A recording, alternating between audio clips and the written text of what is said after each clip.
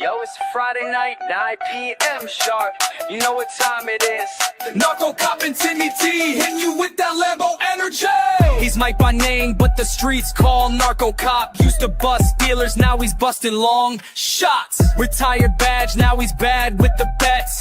Octagon fiend, cashing slips, no regrets. Friday night fight, Seki poured on ice. Lambo plays podcast, breaking down the price. Got parlays, KO, subs in round 3. Split decision magic, cashing like a G. Lambo plays, it's a wild parade. Long shots flying, getting that paid. Tim with impressions, Narco's got the locks. Whisper bet of the week, gonna shock your socks. Lambo plays, the odds go cray. Spin that wheel, it's a betting ballet. KO's to be round 2 or 3. Hit that split, cashing big LFG. Tim Troiano, lotion in hand. Tennis coach by day, fight fan of the land. Watching WMMA, yeah, you know the drill. Playing with himself, just joking, but still. Impressions fly, Katona in the house. Roses Jr. squeaking, Tim's loud like a mouse. Cornholio vibes, he's stealing the show. Narcos like bruh, but they still go toe to toe. Round 2 chaos, round 3 gold. Split decisions, bets unfold. Side case sipping, parlays lit. Lambo energy, never quit. Lambo plays, it's a wild parade. Long shots flying, getting that paid. Tim with impressions, Narco's got the locks. Whisper bet of the week, gonna shock your socks. Lambo plays, the odds go cray. Spin that wheel, it's a betting ballet. KOSOB round 2 or 3. Hit that split, cashing big LFG. Narcocop, Timmy T, Friday nights, a Lambo plays podcast. Where long shots live large and splits hit harder. We out. We out. We out. What's up, everybody? Welcome to Narcocop MMA. This is the Lambo Plays Podcast, episode 145, UFC Paris. I'm your host, Mike, along with my co-host, Timothy. We have, I think, 13 fights, 12 fights. I lost track on this. 13 fights here. We lost one because the newcomer to the UFC decided he didn't want to make weight. Missed by quite a bunch. Very, very bad luck, man. I've heard rumors circulating. I don't know if it's true that the UFC cut him already, but wow, I don't think they would. But yeah, man, maybe they're just maybe they're just gonna make an example of him and say, hey, you want to come to UFC? You miss your very first. I mean, listen, you miss and you try. Apparently, from what Pitbull was saying, he was eating baby food because he was so destroyed, and he didn't even try to cut the remaining weight, and he had 2 hours. They were giving him 2 hours, and he's like, nah, I can't do it. I can't cut anymore. And he decided he thought that Pitbull might actually take the fight, and Pitbull's like, why would he take it? I don't need the money. I'm not going to give this guy an advantage. For sure. That's what he said. And he said, these guys doing that is like first fight of your contract, missing weight by 3 pounds, agreeing to fight in potentially what might be a struggle for you to go down a weight class, which he's fought at before, but he's fought higher. It's just it's like if you go to a fucking interview and you're wearing a Bob Marley t-shirt and chewing gum. You know, it's what are we doing? Your first fucking fight. Come on. We gotta be better. I think the bigger issue for me is okay, you're hyped up. The UFC is hyping you up. You're some, 2-time champ in another organization. You're 27 years old. You supposedly from his interview, he's known about getting a fight for 6 weeks. This fight was announced short notice, but he was in training camp, he said, prior to being noticed. So the guy was training. He knew he was getting a fight. The guy that should have missed weight here is the 38-year-old Pitbull that came on short notice, 2 weeks. He had to travel all the way to Paris. Meanwhile, Keita was training there in Paris in his, I guess he lives there or something. Like, bro, like you have no fucking excuse to miss weight. And you miss, and that type of miss is just fucking embarrassing, man. That's fucking embarrassing. So, it's just this stupid look for him. Bobby Madrid, the troll from YouTube. I have to ban him. I mean, from Twitter. He's banned. He got the ban hammer because he's an idiot for using those words. Anyways, yeah, I mean, it's just idiotic, bro. Idiotic look. I had to talk about it because I was high on this guy watching his tape. I thought he was really good, but man, did he disappoint me doing this stuff, So anyways, let's go over to chat. Shout out the chat. Always going to shout them out. They are the best in the game. Elijah one. Let's effing go, my man. Andrew Peden. Finally, a card on a decent time for UK. Looking forward to the breakdowns. Appreciate you, Andrew. Yeah, this is a good one for you. I think it's 9 a.m. for me, so it's a good one for me as well. So I'm not going to complain. Mushroom, what's up, my man? 15 hours until violence. He always has the Mushroom, he has like a clock right on his refrigerator. Every time a UFC event ends, he sets the clock right away for the next UFC event. So he always sees the time, the exact minute, the second. He knows exactly to the second. Azure, really excited for the breakdowns and the card tomorrow. Thank you, Narcocop and Tim. Please show your support, everyone, and smash the like button. Smash the like button, like she said. Appreciate you always. She's always supporting. Very, very nice of you. Appreciate you. DA07, unrelated. But boys, can you believe the generational banger boxing is giving us the old man Mike Tyson versus Money Junkie? I mean, I don't understand some of these fucking fights coming up, dude. These boxing fights, Jake Paul against freaking Tank, and I don't know what the hell is going on, bro. Like, it's crazy. It is really, really crazy. Dixon, Narco, and Tim, I hope you guys have your baguettes all buttered up and ready because we about to feed the street with some Lambo plays. Yeah, baguettes are good, bro. Those French baguettes are really, really good. Daz, what's up, my man? Let's do an Italian job on Paris. Wow. Gonna go Italian on him. Glenbot, what's up, my man? Thank you for joining. Let's see here.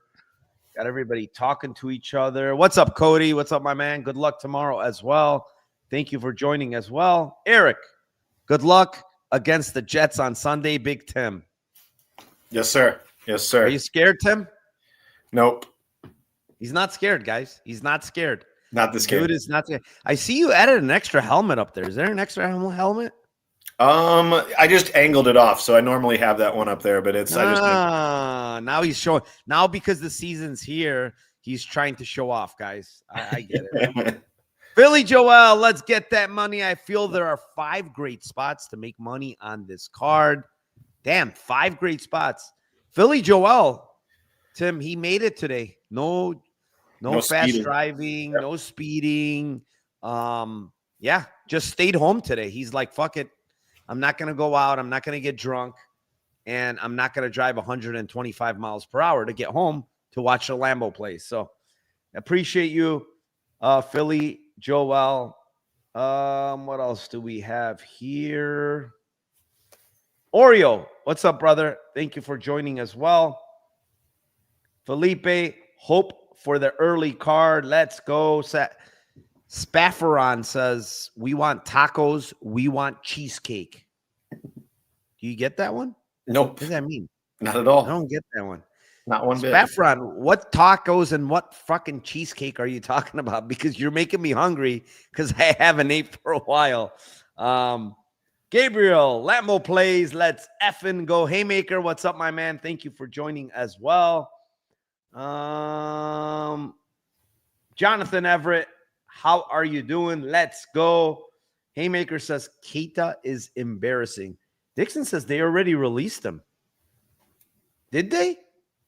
Yeah, if that's the case, that's a shame because he's fucking I don't know good. if that's true. Jewish better, my man. What's up? What do you guys think about Alex Pereira? Oh yeah, did you see that? Remember he put out that crazy thing and he said he got hacked?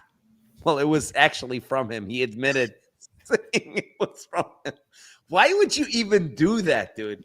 Like, okay, first of all, the only reason he admitted is probably because it was going to get leaked at some point. That's my feeling. Like, there's no way he's going to admit to it if it wasn't going to get leaked when he already lied. Like, why would you do that? So, I am, by the way, drinking some Hanjin. I don't know what it is. It's the first time I've been drinking it. I guess it's like a wine from South Korea, product of South Korea. Right there, Hanjin. Watermelon. If anybody's had it, let me know, but it's charcoal filtered for refreshing and clean taste. So I might die after today drinking this. Curse says lotion fight. I do think Tim has a lotion fight here. I do think that. There's absolutely not a lotion fight. Philly Joel says, I love that people are taking the fights for long-term cheating. Oh, they're stop. Yeah. Yeah. I mean, that's good. Good on him for not taking this fight, man. Honestly, you're right. Right there. Demote him to Dana White's Contender Series. Here, you want to get in the UFC? Go fight on Dana White's Contender Series. Can you imagine if he did that to him? That would be great. MMA hedge funds, let's cash, brother. Let's cash. I wouldn't be shocked to see him go to Dana White and be what like, did you think of McMillan? Who? Tim, you have to. McMillan from Dana White Contender Series? Oh, McMillan. Yes. Sorry. Yes. 100%. Yeah, that's what he means. Honestly, I didn't watch the fight. I went back and watched it. He showed a lot of heart, bro. But he's a punching bag. Holy moly, is he a punching bag on the feet? This guy's gonna get knocked out stiff in the UFC. I thought he was a good striker, but he's awful striker, dude. Well, I mean, especially defensively, he's terrible. They're saying, is it soju? Soju? No, doesn't say it's soju. What's soju? South Korean anything will fuck you up. Oh, no. Tim, I'm in for a long one here. Narco needs to put out a best alcohol list. I don't know, bro. I like sake, and this was near the sake section. So I'm like, fuck it, I'll get it. But it tastes actually pretty good. It's a watermelon one. So, what else do you have? They're asking what Pereira did. He basically put out something, said his phone was this whole rant about I don't know exactly what it was about. I think it was about UFC and stuff like that. And then he said, oh, it wasn't him. His phone got hacked at the time. And that now he came out and said, nope, he was lying. It was actually him that put it out. So Haymaker's drinking 40 Creek whiskey. Wow, that sounds like a really good one. I've never had that one. 40 Creek? That's a good one. Sounds good. Soju is good, he says. And then now he's saying it's definitely soju, trademark small green bottle. Well, what the fuck is soju, though? And why does it not say anywhere on the bottle it's soju? I don't think that there's a trademark on a small green bottle, though. There's so many. Guys, this says right here, look at this. Hanjin. Hanjin. Hanjan. And then Mushroom's going to call me alcohol cop. All right. 281 people in here. Enough of the bullshit. We're bullshitting a lot here. Let's start out, Tim. First fight of the night, strawweight division. It is none other than the 7-1 Mama B, Shanna Bannon versus the 10-6 Sam Hughes. The non-lotion or partly lotion. Nah, nothing?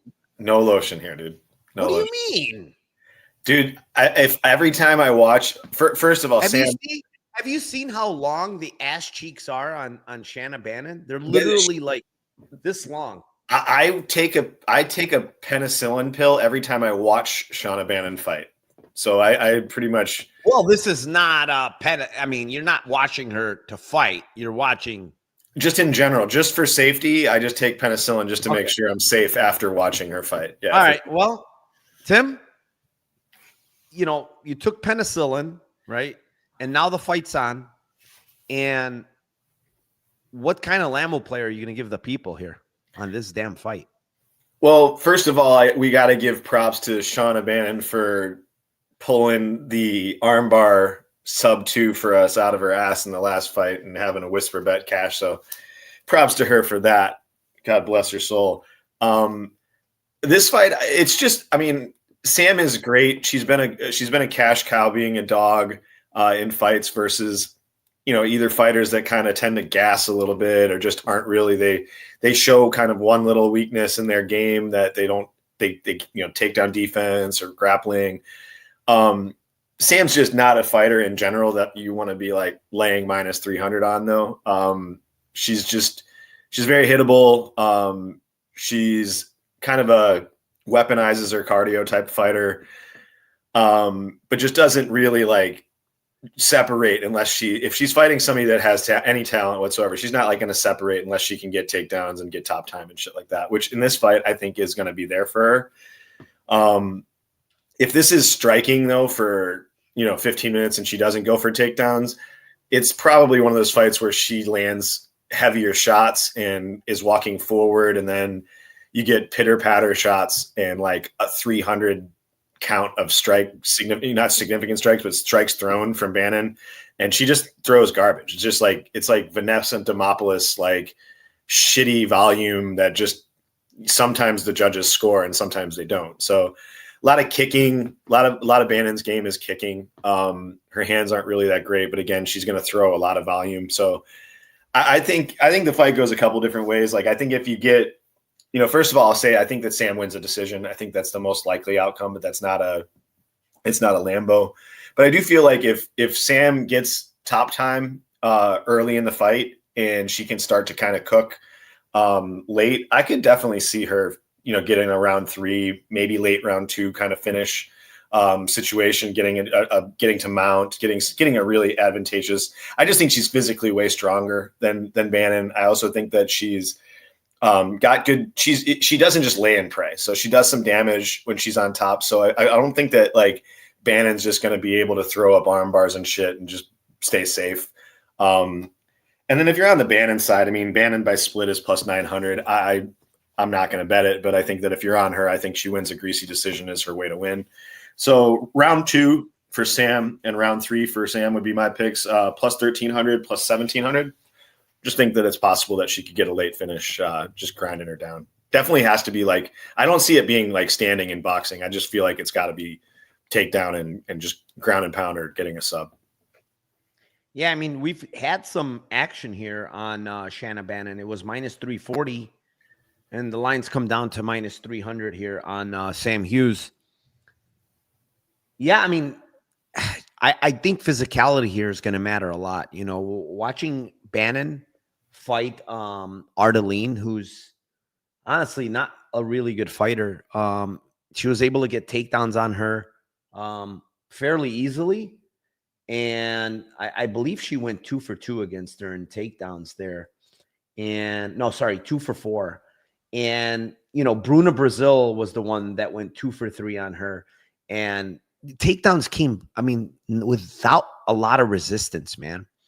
And the other thing with Bannon is she does that karate kid standing on one leg, side kicking while she's like hopping on one leg. It's like the funniest thing ever. I don't think anybody does that in all of MMA except her. And she tends to skirt the cage and kick a lot, right? So, I mean, we know Sam Hughes is going to pressure her. Sam Hughes is the better striker, like overall. Sam Hughes is a much better grappler overall. And she's a lot more physical, in my opinion. So, I think there's a path of Sam Hughes doing what she did to Elise Reed in this fight to Shanna Bannon. I do think Shanna Bannon is not terrible with her jiu-jitsu. I think she throws up a lot of submissions off her back. I mean, she threatened Bruna Brazil. She threatened Ardeline. They don't show them as submission threats, but she was definitely throwing submission threats in both of those fights. I don't think she's going to sub a girl like Sam Hughes. You know, she knows what she's doing on top. And I think she can batter Shanna Bannon a little. And, you know, it's WMMA and it's 115. It's straw weight. Finishes don't really happen. I don't know. Probably 85% of the time, these fights go to decision. Fight goes is minus 400. So it's juiced to the gills. So, I mean, Hughes by decision is terrible. Like, I mean, you can't give that line. It's minus money. This is the Lambo plays. We don't give minus money. I'm going to go with Hughes round 2, round 3. 14-1, 19-1. Normally you get a lot bigger prices on WMMA, especially 115. But that's what they're offering here. You know, 14-1, 19-1. I could see her getting on top and just kind of working Bannon. I don't think Bannon has bad cardio. It's just, I think, you know, she can get worked on top and eventually maybe get finished by Sam Hughes. They're saying Neville Longbottom. That's the nickname they gave her. Neville Longbottom, Tim. And Azure says you refuse to engage. No lotion. Absolutely. Yakub says long cheeks need love too. Well, I mean, that's definitely true. Aussie Fight Fan, Tim, he has a question for you. You're not even going to spit in your hand? No, dude. The only thing I'll be doing for that fight is penicillin. That's it. That's it. Penicillin. Haymaker says Bannon's hot as F. As fuck, you know. For sure. The rest of it. Barry McConnor says amoxicillin is my go-to when I watch Oh God, that's a good one. That is a good one. Amoxicillin for That is a really good one. Oh, that penicillin line was cold, Tim. Oh my goodness. Oh God, there's some funny shit here in comments. Oh boy, what else do we have here? Does it matter how hittable if she is when it's Shauna? Yeah, I mean, it doesn't matter. Shauna sucks, man. It does if she's like not grappling. Like it could be like just a stupid, like if she doesn't really grapple her. I think she's a better striker, like you said, but I don't think that she's going to be like pumping out as much like empty volume as Bannon is. You know what Bannon does a lot? Like she charges forward, like throwing punches with her chin up. She's going to get clocked for sure. She does that every fight. Every single fight she comes in like that. And I think she's probably going to get hit here. Man, she's awful. I mean, some of these people are saying bad. So, I mean, I watched this tape, man. She is not good. She is not UFC level. I don't know what she's doing in the UFC. You're being very nice, Mad Mardigan. I mean, Bannon's mid. I would say hopefully you're talking about her looks and not about her fighting style and her fight game. Because, okay, I'll say okay for the mid looks, but my God, is she fucking bad, man. She is bad when it comes to fighting. Very bad. All right, let's move on, Tim. Fight 2. It is in the welterweight division. It is the 24-2-1 Rinat Fakhretdinov versus the 12-2 Andreas Gustafsson, and I can kick this one off. Well, initially I thought Gustafsson could cook Rinat. You know, Rinat has looked a little bit iffy in round 3s. And I thought maybe, you know, Gustafsson can cook him here, potentially finish him. But the more I looked into it, man, and like Leal was hitting him quite a bit, and Leal hits hard. I mean, he kept coming and coming. Even in round 3, if you look in round 3, if you actually look at the stats, Tim, in round 3, Renat threw 101 punches in round 3, bro. Like his cardio is pretty damn good, honestly. Like the one fight where Zaleski dos Santos beat the shit out of him, it was from a teep to the body. Like he hit him right in the right spot, and he went into the fetal position and just started pounding on him. But it wasn't like from gassing, you know? And, you know, the Dalby fight, obviously, you know, he was a little bit tired, but Dalby kind of does that to everyone. But even then, it wasn't like he was still throwing in round 3, you know?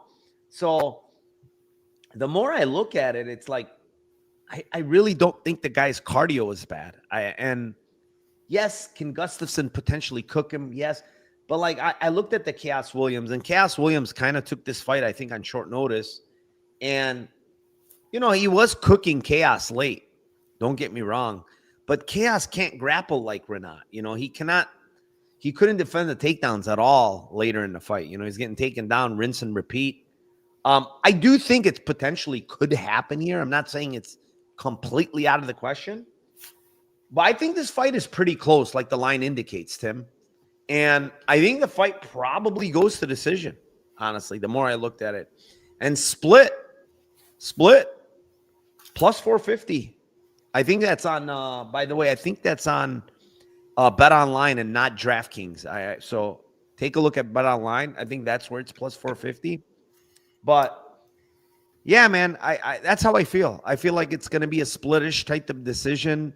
Renat is the better striker. Renat is probably the better wrestler, like folk style American wrestling.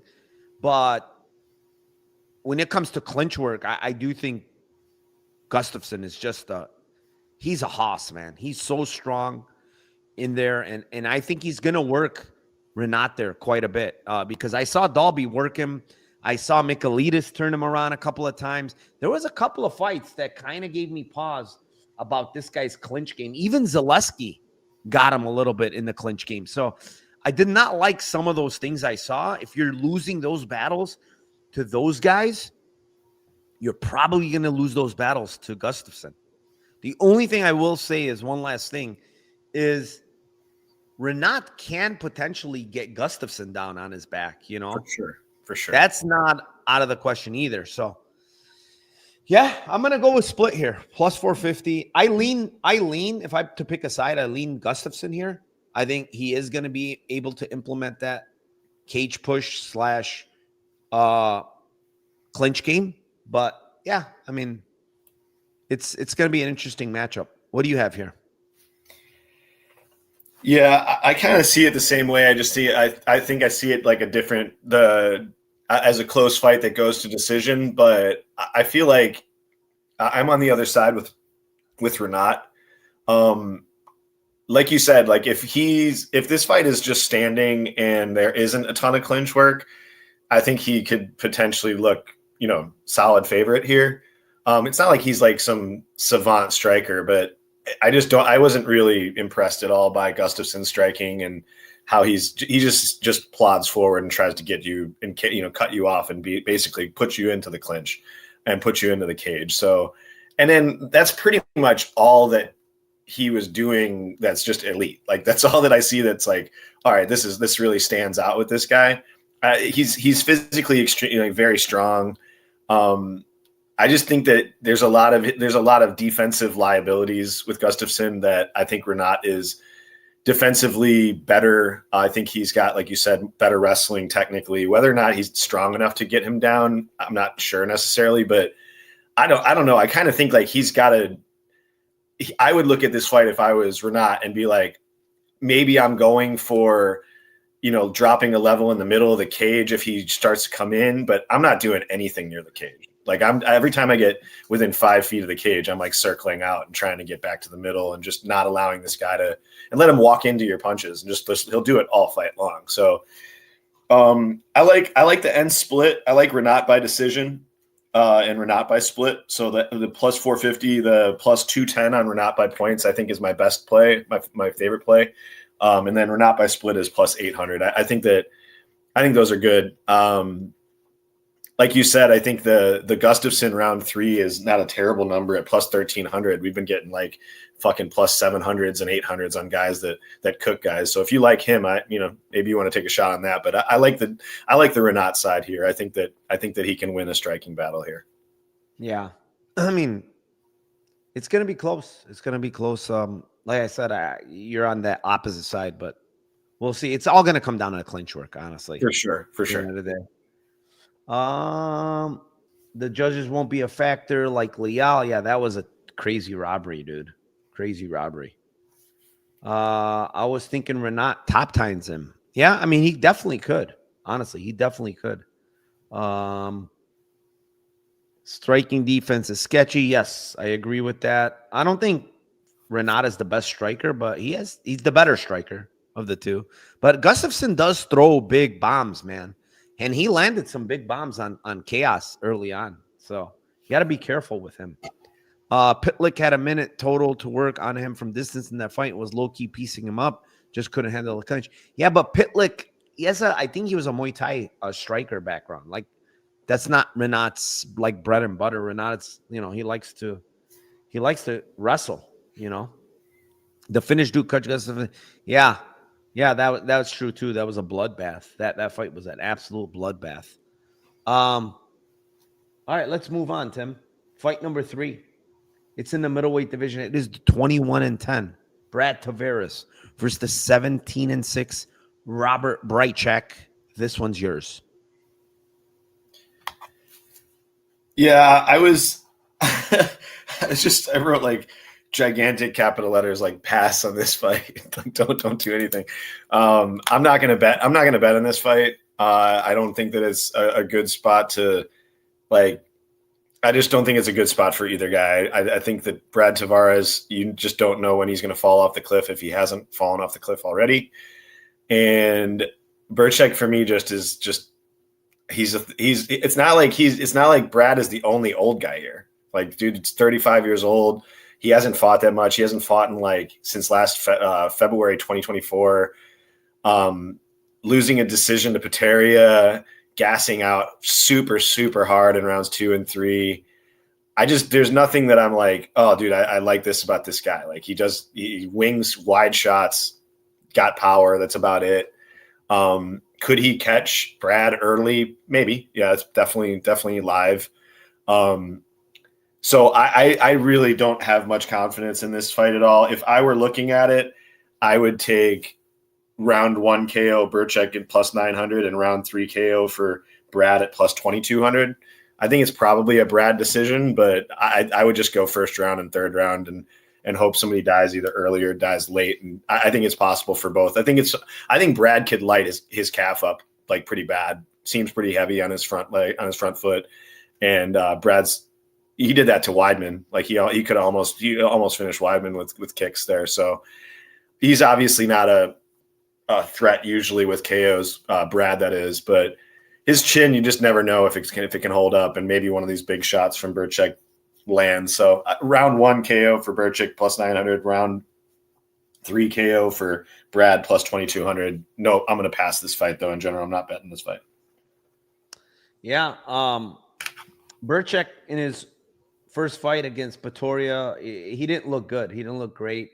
Pateria used his length, his southpaw stance, and in his kicking game, and he couldn't solve the puzzle, honestly. He did land some good shots in round 1, and then there was a couple of stoppages in round 1, where one of them, honestly, was a punch to the thigh, where he was punching him to the body, and then Pateria hit his hand down, and he hit him right in the thigh, and then Pateria acted like it hit him in the nuts, and he wanted a break like usual. Pateria somehow, some way gets a break in every single fight. It's insane.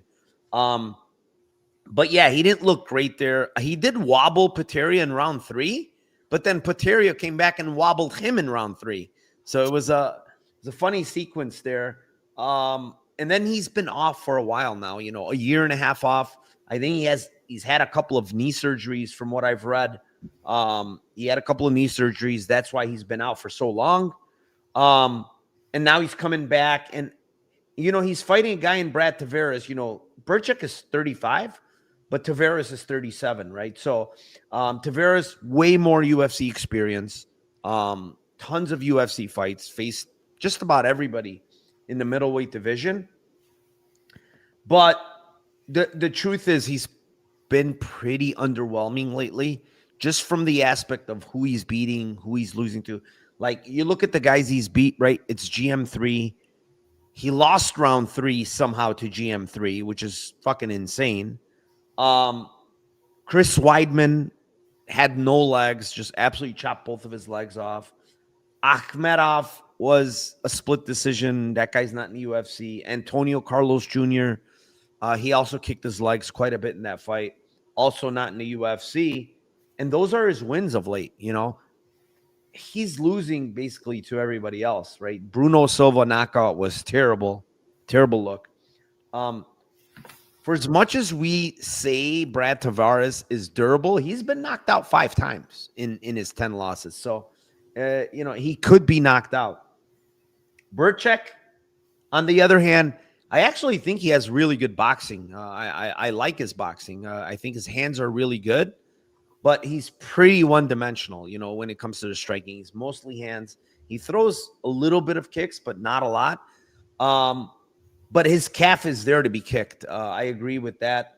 Polivica fight, the fight that he lost to Zednik Polivica, he got his calf kicked quite a bit in that fight. So it is a little bit of concern. I have seen him go southpaw. I think, I'm assuming he can go fight in both stances. Even in that fight where he got it kicked a lot, it didn't really affect him, but he did get a quick kick quite a bunch. And Tavares has a nasty calf kick. He's debilitated a lot of people. Lietis, back in the day, he couldn't even walk anymore. He dropped him with it. And we saw what he did to Weidman. So that's definitely a weapon for Tavares. But, like, when I look at this matchup, I see 2 strikers mainly with their hands. Yes, Tavares has the better kicks. But, like, I do think Burchek has good hands, and he's got power in his hands. I think he has more power than Brad Tavares in his hands. So I think the line's a little bit too wide for a guy like Brad Tavares at this point in his career. I mean, like I said, this guy's losing around 3 to GM3. You know, GM3 is kind of at the tail end of his career as well. So I know the Pateria look, again, it wasn't the best look, but UFC debut, sometimes jitters, whatever you want to call it, you know, it happens. It happens in the UFC. I think he's going to look a lot better in his second UFC fight here. So for me, I just, you know, Tavares, he doesn't really pull away from anyone, right?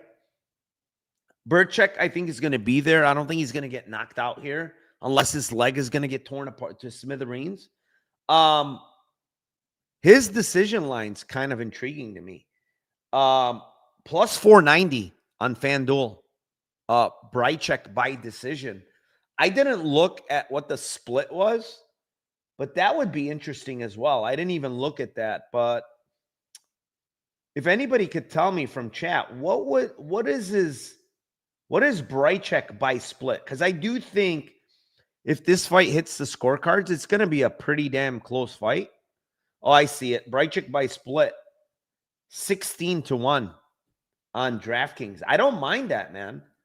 Brychek by decision, plus 490. Brychek by split, 16-1. That has my attention, honestly, because I think it's going to be a close fight. Glenbot says fight ends in KO. I don't know, man. Brychek is pretty tough, man. I've seen him take really big shots. He's got a good chin. And I do think overall Tavares has a good chin. Obviously, he's been knocked out, so that's scary. And Brychek throws pretty damn hard.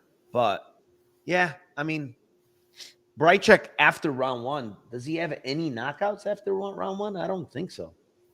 I don't think so. Oh, he actually, no, actually, 1. Yeah, he doesn't have any after round 1. So he's kind of like a round 1 KO guy, you know. So that split is a really good look. 16-1. I mean, it's not bad. I mean, it's really and good. The decision is 490. So I mean, this fight goes. What's fight goes? -165. You know, that's where that line just makes no sense. Yeah, I mean, minus 165 to go. The money line's pretty. I mean, it's not like it's a complete blowout on the money Minus line. 300, 2-1. Yeah. So yeah, I feel like there is some value there, even on his decision prop at 5-1. It's not like Tavaler is some world beater. He's not going to grapple to win, For sure. you know. So, yeah. Brad going for the middleweight wins record. Yeah, I mean that could be a thing. Who knows? He also has to travel to France. Remember that, you know. Burchik is kind of local, like he's in Poland. His flight is nowhere near, and the time zone is kind of maybe the same even. So I don't know.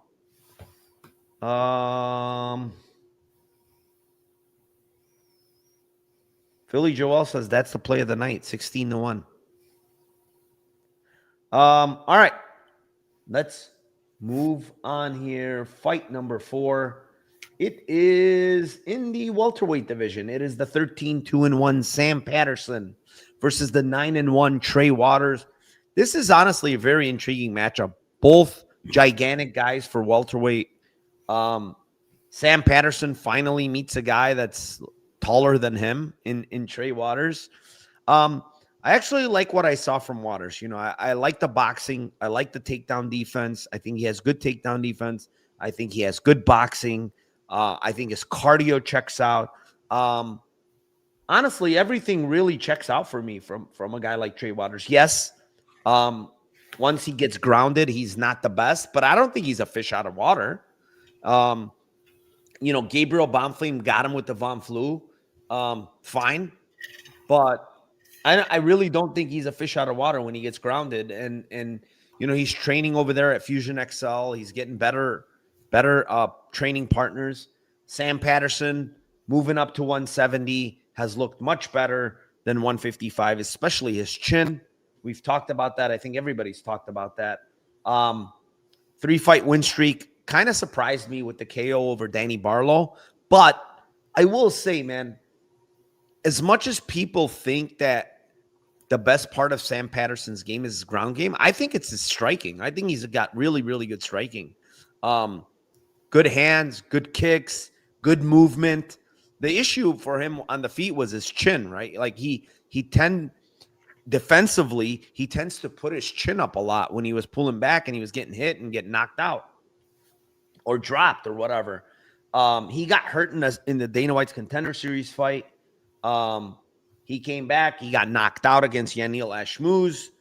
I think it was more from his head hitting the ground than from the actual punch, to be honest. I think the back of his head hit the ground after his kick was caught and he got punched.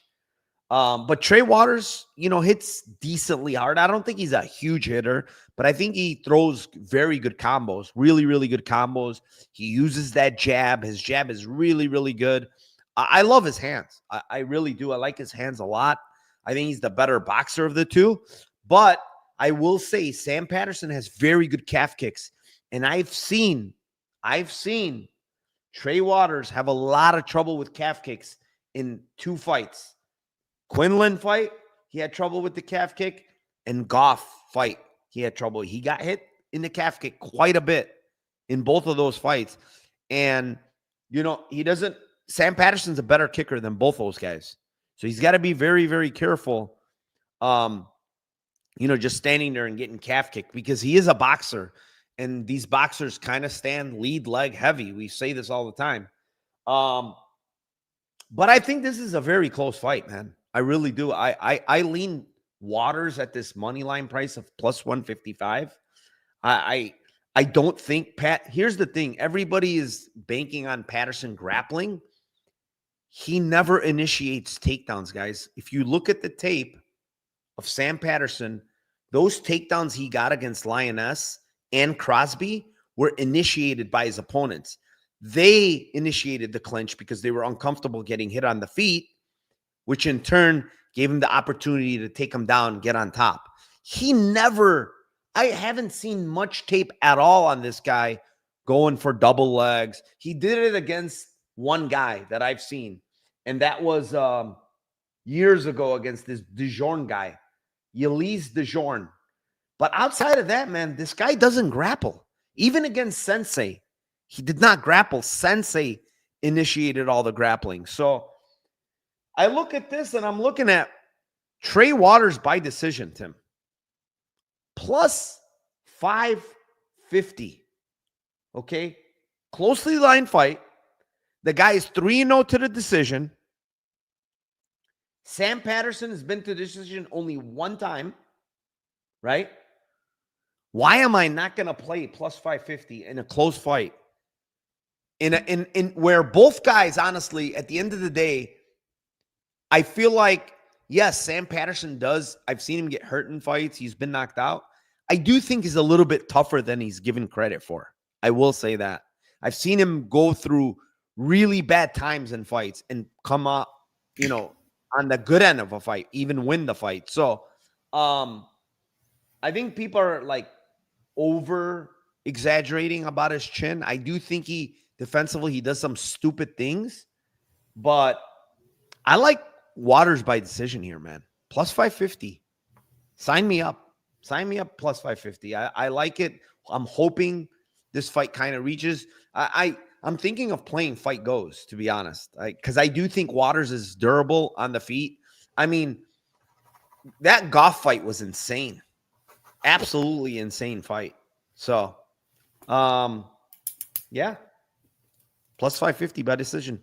Trey Waters. Let's go. Yeah, if you're signing up for Trey by points, can I interest you in a fight that you think is close ends by split at plus 650 and Trey by split at plus 1400? Yeah, that's not bad at all. I have the trifecta of Trey's points plus 550, Trey split plus 1400, and split plus 650. Just the things that you said, man. I think it's going to be two guys that are longer, used to being the size bully in the fight, that are probably going to take a little bit of time to see what it's like fighting somebody that's as tall as them with the same reach and not having that edge. I don't think these guys are just going to go in there and brawl. I think it's going to be stay at range and point fight for a while, and someone lands something big. It's not like either one of these guys. I don't think that Waters has Ashmoose power or like anything like that. I think that he does hit. He's got good striking, but I don't think he's got the death touch. He throws in good combinations, things like that, but I just don't see it being like, like you said, I just don't see Sam being just chinny. Like, I just think that he has bad defense and he's tall man defense and he just leans back. So, yeah, I think the fight is close. I think the fight goes and ends by split plus 650. Sign me up. Trey by points, Trey by split, 14-1 plus 550. Yeah.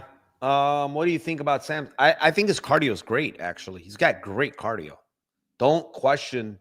I will tell you guys, do not question Patterson's cardio. He's been 3 rounds multiple times in very, very hard fights. He's got finishes late. Yeah, I mean, there's nothing to say. Like, nothing on tape tells me his cardio is bad. This guy's cardio is good. Even at 55, when he was cutting way more weight, his cardio was good. Cardio checks out for both guys. I'm not worried. I don't think either guy has a cardio advantage, honestly. I think they're about similar in cardio. So I don't think there's much of a cardio advantage. Londo says, what happened to Narco's beard? It went from jet black and full to trimmed and gray. Well, my beard is gone, boys. And that jet black is gone. It's salt and pepper now. So leave me alone, Londo. Leave my beard alone. It's doing well right now. Cause it became too irritating and stuff. So I'm like, I'm gonna shave it. I'm done. And my wife hates it. She hates my beard. And so I got rid of it. Tim, your camera went out. Blew my nose. Oh, we can hear it all. By the way, we heard it all. Sorry. Just so you know. So you turned off your camera, but we heard it all.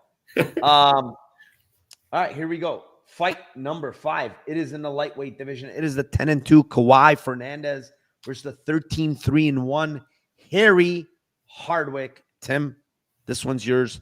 Late replacement Harry Hardwick here. Yeah, this fight's interesting. I think that Kawe has shown, this is like he's shown the gas in a few of his fights that I saw. He had a great performance versus Guram, just absolutely brutalizing that dude's legs early. Didn't have much resistance in that fight. Didn't have to grapple super hard. So I think that was, probably one of the bigger reasons why he was able to not gas like we've seen in some other fights. He's got very good kicks. His hands are just all right. Primarily just striker. Not going to see him proactively grapple very much. Same thing, I think, on Hardwick, pressure boxer. Just going to come forward and spam a bunch of shit.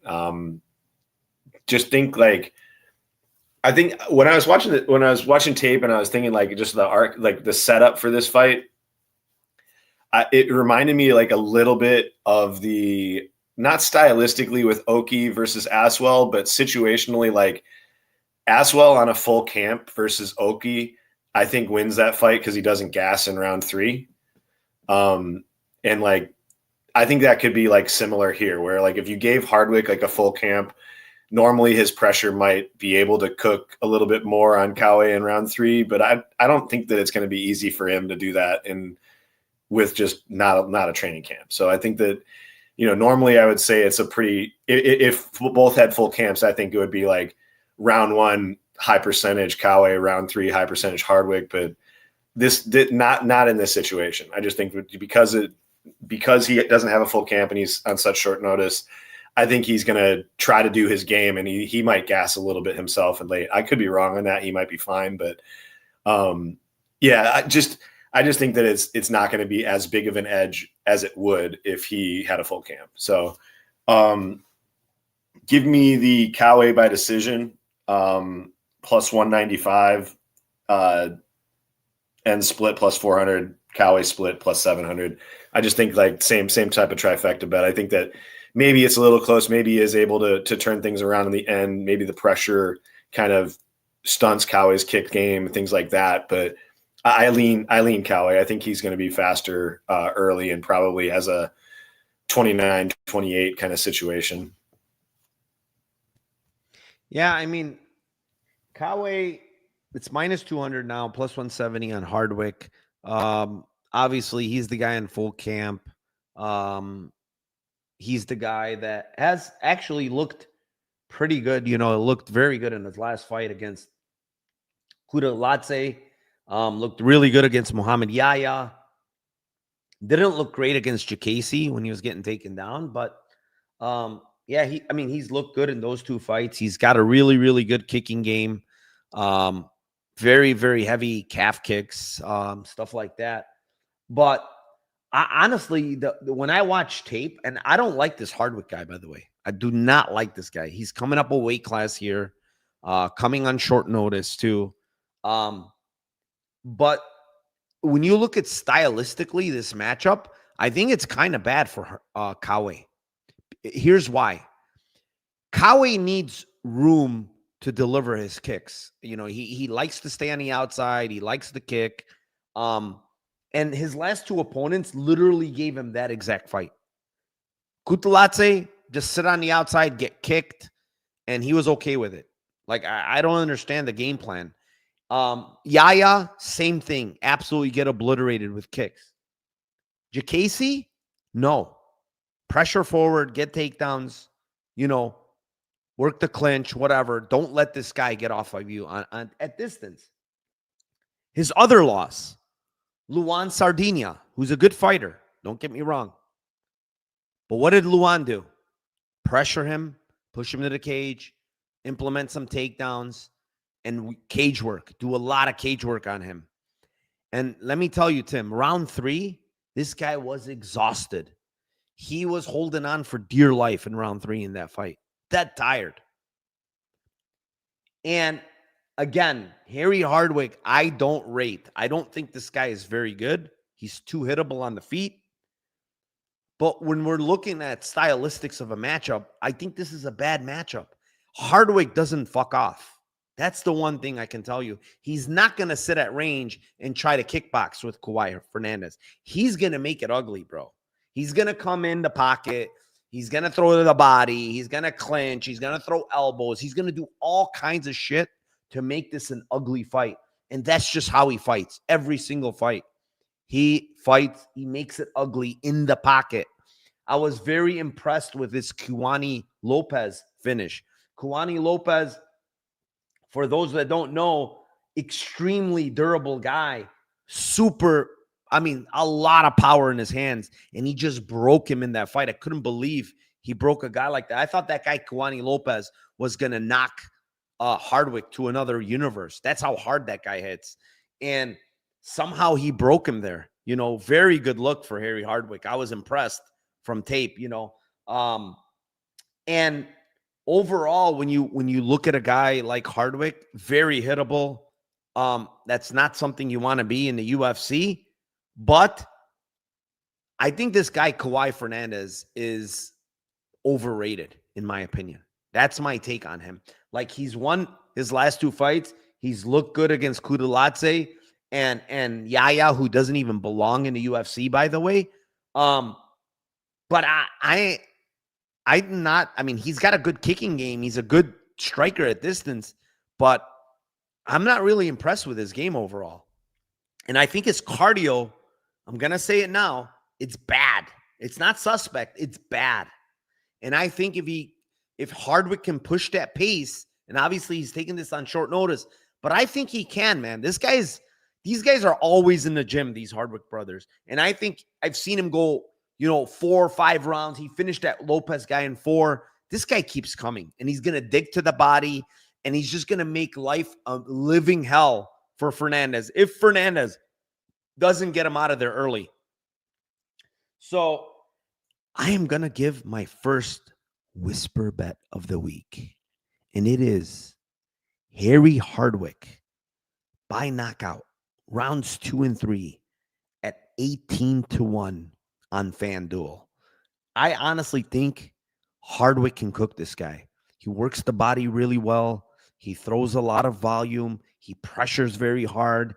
And those are just things that I've seen from both of his losses, Fernandez, especially the Sardinia fight. The one that stuck out the most was the Sardinia fight. He gassed. He was completely done in round 3. Completely done. Had nothing to offer in round 3.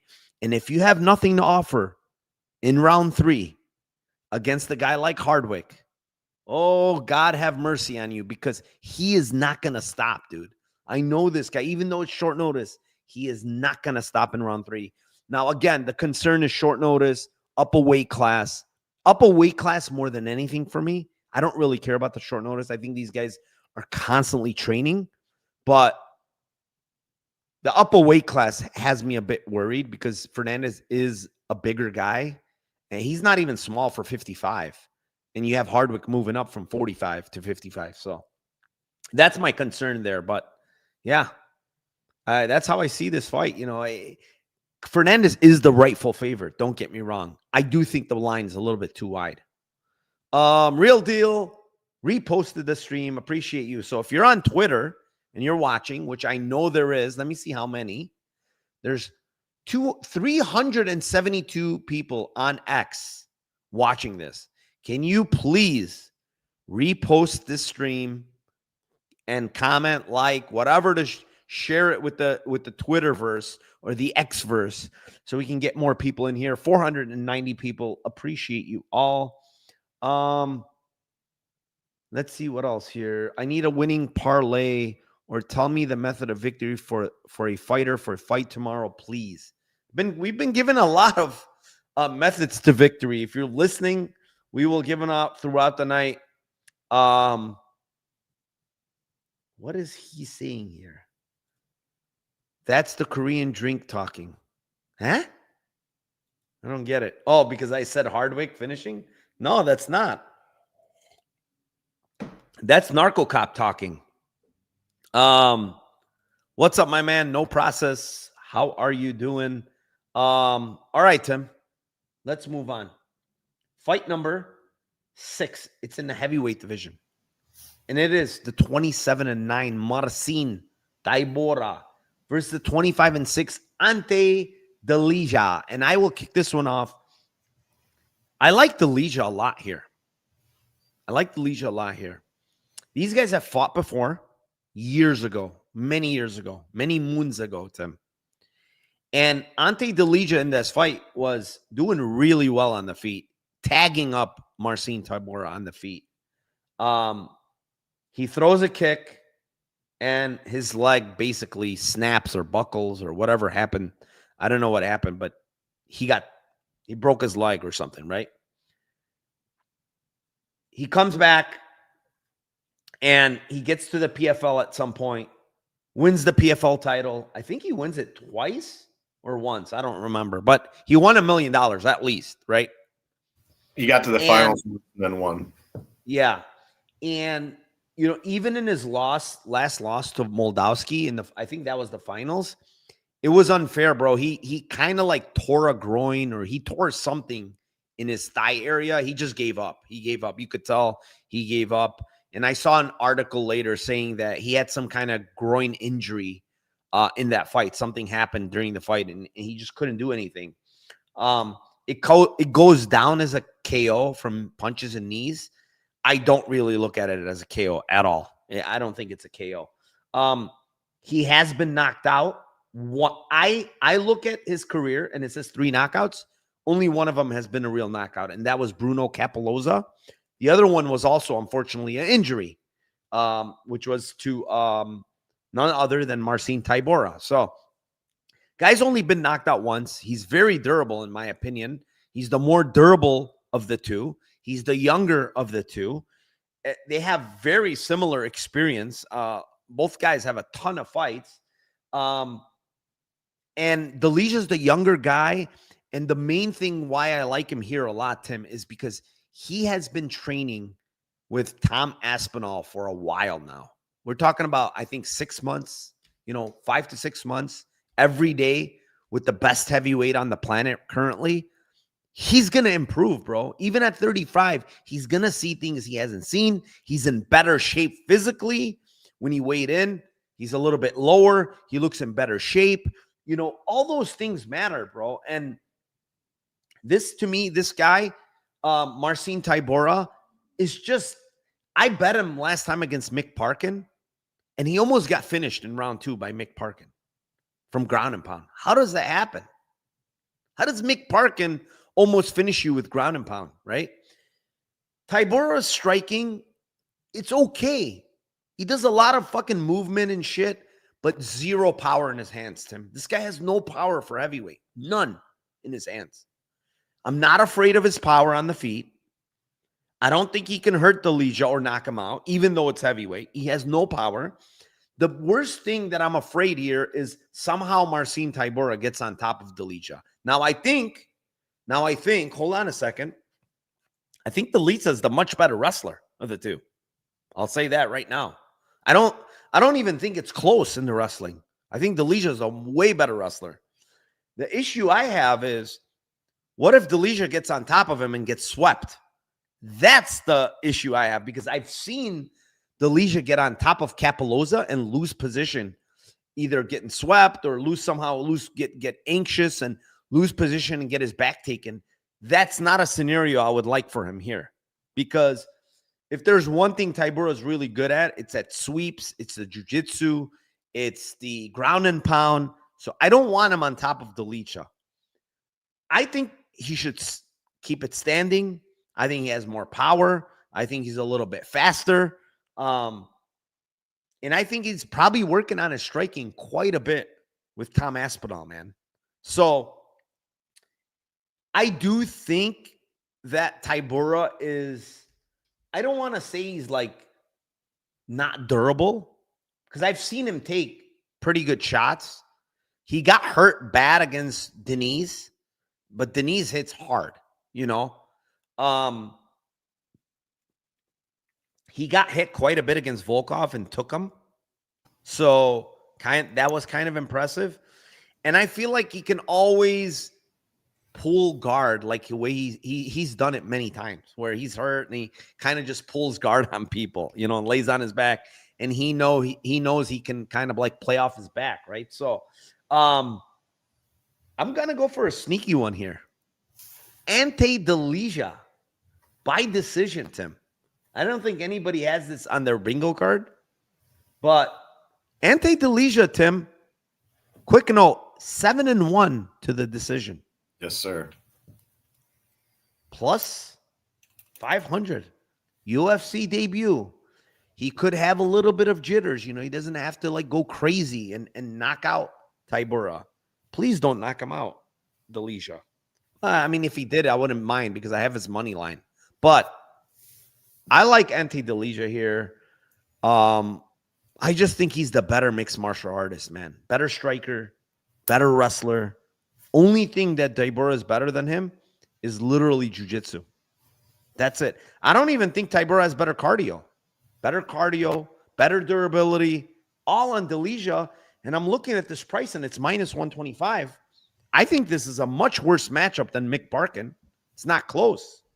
Oh, that's the other thing. One last thing. He's in a camp where Mick Parkin, who's in that camp, already fought Tybura. So they can plan really well here. You know what I'm saying? Delija's in the same camp now. So they can plan for what Tybura did in that fight and what's his strength and his weaknesses and everything. So I think that's also very important. Anyways, yeah. Decision plus 500. Delija. I didn't even want to mess. I looked at the split. I don't want to mess with it because I think if he wins a decision, it's just going to be clear. Yeah, I don't hate it. I had if on Ante, I would be by points, and then if Tybura round 2, round 3. I think the fight's a little weird, to be honest. I think both of these guys, you don't necessarily know where they're at. I think Tybura, he's been dependable, but he's getting just older and older.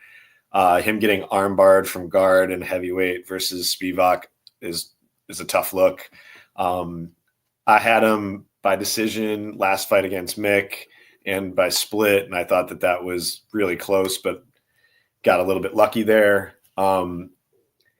Yeah, I just don't know. I think I've been on his train for a while, and I think that he's been good, but Delija, I don't know, man. The only part where I might push back a little bit is like maybe he's a little bit better pure wrestling, but I don't think that the wrestling and takedowns are great for Tybura, but I think his like clinch and trips they're not bad. Like I think if he gets him clinched up and pushes him against the cage, that's where I think he's going to potentially like body lock, kind of trip and lean and use some judo type shit to potentially get him down.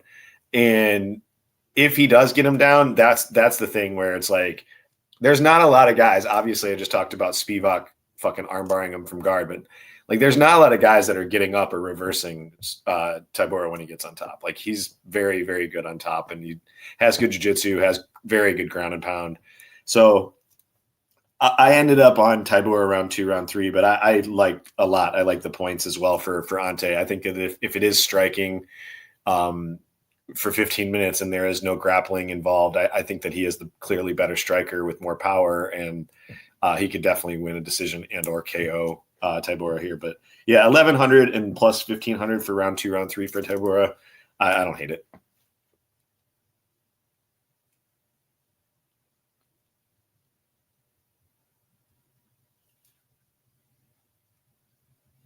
My thing almost went out. Like, what the hell? My screen went black. I thought I lost everything. I'm like, what the hell just happened? All right, let's move on. Fight number 7. It is in the light heavyweight division. It is the 11-1 Omar Sy versus the 17-8 Brenson Ribeiro. What do you got here, Tim? This one's yours. Yeah, I mean, I just hope that C knows the game plan here and knows the assignment.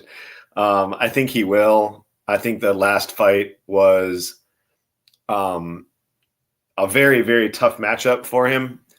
You got a guy who's just got massive power, one-shot KO ability in Menafield, and he's got very, very good takedown defense, clinch game to be able to get a very powerful dude. He's got quads like Saquon Barkley. And I just think that was a tough matchup. And I think the line was kind of stupid for seeing that fight. And definitely in hindsight, it is. But I don't know. I just think that Brenson doesn't have any defensive wrestling whatsoever. And he's just going to wing huge bombs, which is going to allow C, if he wants, to drop a level and just take him down. I think that the takedown is going to be pretty free. And then once on top, I just think it's pick your poison, flip a coin. I think it'll probably be round 1 or round 2. The KO is plus 260. The sub is plus 210. Honestly, it's really either one. I think it's probably going to be ground and pound, but yeah, plus 260 for KO. I think it's round 1 or round 2. Probably round 1 if he knows the game plan.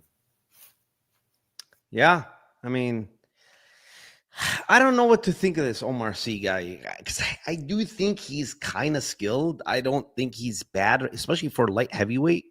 He's pretty athletic. He's got some power. You know, he hurt. What's that Korean guy he fought? He hurt him. Dawoon Jung. He hurt him bad in round 3. You know, and Dawoon Jung is a pretty good light heavyweight fighter. I mean, he's not terrible, you know. Menifil fight, he just couldn't get Menifil down. Like, I know I hear like people saying like it was the stupidest game plan and what was he thinking? He didn't go for a lot of takedowns, and that's true. But I think he kind of knew he couldn't get the guy down. Like, I just feel like in his heart, he went 1 for 5. He tried 5 times. I just think he knew he couldn't get him down, and he was gassing himself out. He was literally gassing himself out, going for takedowns. And he's like, I'm working way too hard, and I can't get this guy down. And the one time he did, you know, he had decent control, but nothing crazy, you know. So Ribeiro, on the other hand, Tim, I got a great stat for you. Are you ready for it? Huh? You ready for the stat? Yes, go ahead. 7 takedowns attempted on Brandon Ribeiro. You know how many times he got takedowns landed? Zero. He does not have. He's got a 0 takedown defense. Correct. So, you know, Mirzakhanov knocked him out. Machado never even grappled. A bunch of these guys never even grappled. I think Omar Sy grappled. Like, that's his bread and butter. You know, that's his bread and butter. The only thing I will say is Ribeiro is pretty dangerous with his guillotine and his submission game, like when he's fresh. But as the fight goes on, I think that game is completely out the window. I kind of lean more later for me, because I think Ribeiro's cardio sucks. I think his cardio is awful. Look at the Gadzhia Zulov fight in round 3. He was death gas in that fight. Gadzhia Zulov just got on top. He was tired himself, but he just got a takedown, and Ribeiro was just toast. I think Omar Sy has actually pretty good cardio for light heavyweight. So I'm going to go with C, sub 2-3, Tim. I think he's gonna choke out the tired man here. And he shouldn't be keeping this standing, because Ribeiro is very dangerous with a lot of power on the feet. So sub 2-3 plus 500, probably one of my least favorite ones, honestly. But I feel like it might be a little bit later, just because I don't think C's like ground game is something spectacular. And Ribeiro early on, when fresh, I think he has decent jiu-jitsu. I think he knows the jiu-jitsu game, you know. So all right, let's move on. Fight number 8. It is in the featherweight division. It is the 14-3 William Gomes versus the 11-1 Robert Ruchala, the newcomer. Currently minus 250 Gomes, plus 210 Ruchala. I like William Gomes here quite a bit, man. I watched this Ruchala guy, and I am very unimpressed with this guy. I know he's a KSW guy. He is, I said this, and it's funny. He is the worst 11-1 fighter on planet Earth. I will say that. There is some of these fights. Stasiak fight, he looks awful. Lom Ali Askiev, he is getting his ass kicked for 4 rounds. Somehow pulls it out of his ass in round 5. Paris fight, he gets just destroyed, really. Casper Formella fight, he looks terrible again. This guy has looked terrible in so many fights, and somehow he pulls it out of his ass later, Tim, in these fights. Well, the buck stops here, Tim. William Gomis has good cardio. Yes, people call him the Weasel, but the guy is, honestly, I don't like William Gomis, don't get me wrong, but he's very skilled. He's a good striker, good defensively, good footwork. He can grapple. He can defensively grapple. I mean, all the things that you want to see in a fighter, he has them all. Honestly, he really does. So I know he fights to a lot of splits. You see it in his record. But I'm looking at this Ruchala guy, and he's losing minute after minute after minute. He's on the back foot. He's doing all these fucking weird kicks. He's very uncomfortable at times on his feet when people are striking with him. And you look at a guy like Paris, Saladin Paris, very good fighter outside of the UFC. William Gomis is very similar to him. Southpaw, long, good striker. And honestly, Ruchala couldn't do shit in that fight. You know, Ruchala, I don't think is going to be able to out-grapple Gomis. He's not going to be able to outstrike Gomis. I think the only way Ruchala wins this fight is he does something memeish, like his spinning kicks or some kind of keep to the body or a kick to something weird is the only way I see him winning this fight, honestly. So I'm going to go with the most squarest play of all, Gomis by decision at plus 100. It's even money. I like Gomis here. Probably my favorite money line play on the card, honestly, even though it's juiced. I think he's very, very, he should be I think he should be 80% against Robert Ruchala. I was not impressed with this guy's tape whatsoever, dude.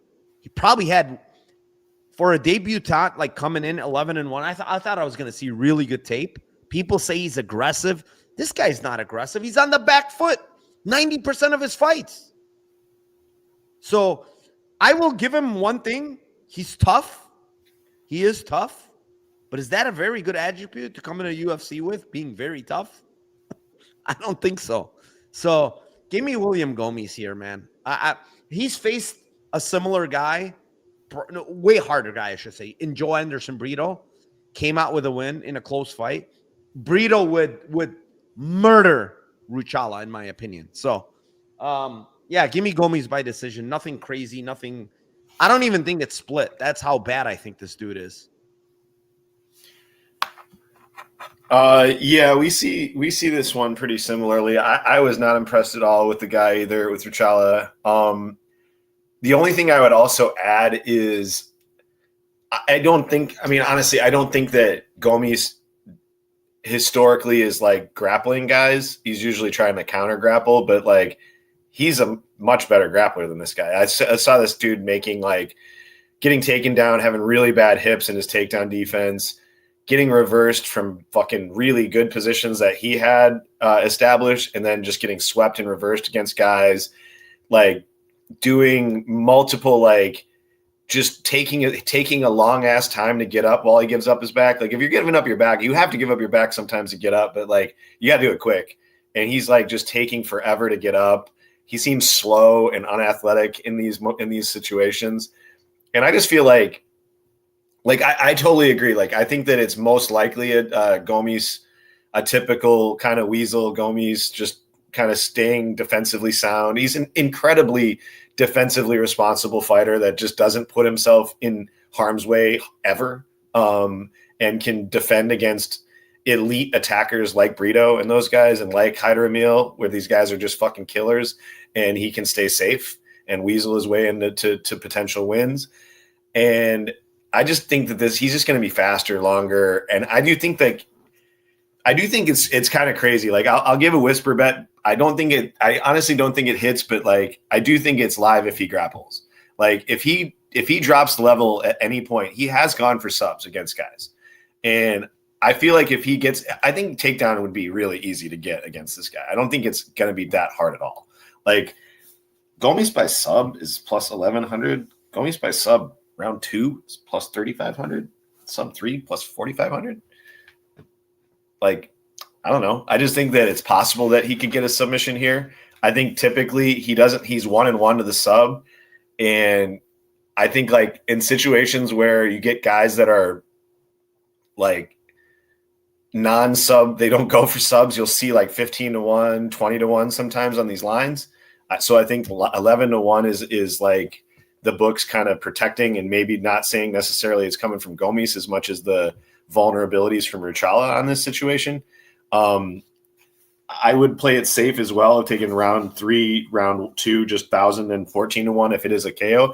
I think he could light this dude up like all fight long and just jab the shit out of him and hurt him on the feet too. And it could be knockout, could be club and sub, but it's just a question of how like confident Gomis is in this fight. And I think he's probably going to be pretty confident after he sees what this dude is doing. So yeah, I like the small stabs, like very, very like lunch money type stabs on the sub 2, sub 3 in the sub line. But I like the round 2, round 3 potential finish for Gomis. I think he's way better. All right. Let me answer this question real quick. Dixon says, Narco, what is Branson's BJJ level? Do you have any idea? Is he a black belt? He is not a black belt. I think he's like a 2 or 3 stripe brown belt, actually. So he's, he's up there. He knows his jiu-jitsu, that's for sure. I mean, he's either a 2 or 3 stripe brown belt. So he knows jiu-jitsu. He knows jiu-jitsu. No. Yeah, he's let's see, what do we have here? Narco, what do you think about going finishes him? I was thinking at first he might be able to, but I don't think so, man. I really don't. I think this Ruchala guy, the one thing I will give him, he's tough. He is very, very tough. Maybe by sub, like Tim said, but like Gomis doesn't really go for that many subs. That's the only thing. Like he really doesn't. He does when guys try to grapple him. Like that's the thing where, yeah, he's gone for a few, I think. He's gone. Oh, he's gone for 2, both against that Gamori guy. He couldn't even get that Gamori guy. I mean, Burrito grappled him. He didn't go for any. Yeah, no real. I mean, it's possible. Don't get me wrong, because Ruchala he makes a ton of mistakes in the grappling. I will say he's not like again. His wrestling and just grappling is not good. Like, yeah, I don't think it's good. Gomis should cruise here, man. I would be surprised if not. Fight number 9. It is in the welterweight division. It is the 10-0-1 Axel Sola versus the 14-6-1 Reese McKee Skeletor. Tim, what do you got for us? Yeah, dude, we got Axel Foley here coming in up a weight class. First fight in the UFC. Wasn't like super impressed with the guy's game. Like, think that I think it's going to be a situation where you get McKee is a really big dude for this weight class, and I just think that this going up against him is going to be tough. I think the striking, I think a lot of he's relying on some grappling and clinch and takedowns. Striking was just okay to me. I didn't feel like it was like super like special at all with his striking. He's not like he needs to clinch. He needs to get he needs to grapple. He wants to do that. He wants to push guys to the cage. And I just think it's not going to be necessarily easy to get McKee down and get him clinched in this situation. And I feel like striking, I feel like McKee's going to be longer and throwing more shots and just having better footwork around the cage just in general. I think my favorite one on this one is McKee by decision at plus 280. I also don't hate Rick McKee round 3 plus 1600. I like the decision prop more though, but I think that they're both good lines. I think that McKee's just got to stay off the ground and just be able to piece this dude up striking.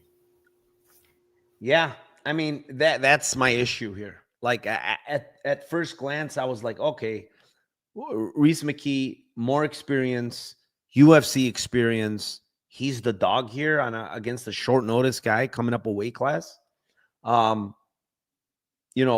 Axel Sola minus 130 right now, and I can't say I wasn't impressed. I think he's an okay fighter. I think he's a southpaw. He's in and out a lot. I don't think he has the best hands. I don't think he has the best kicks, but he's okay. He's I would say he's middle of the pack, marginal type of striker, right? I've seen him get hurt before, very badly against Imavov. And he's weathered the storm, came back, so he has resiliency. He's been 5 rounds, in that fight. His last 5 fights have all been championship fights, 5-round fights. 2 of them, he's gone 5 rounds. One of them, he had a 4th round finish. The other 2, he finished in round 2. What I will say, honestly, about this guy that I like is I think his grappling is actually pretty good. His wrestling, his takedowns, they're actually pretty good for the French scene over there. I think he is physical. He's grappling some of these Russians. I mean, he grappled Imavov there. And that's the thing right there, Tim. I stop right there and I take a step back and I say, Reese McKee, how is this takedown defense? And honestly, it's terrible. It's not bad. It's terrible. So I watch Alex Morono take this guy down over and over again, like nothing, 3 times. Alex Morono cannot wrestle for shit, right? Angelusa is an okay wrestler, takes this guy down 6 times, right?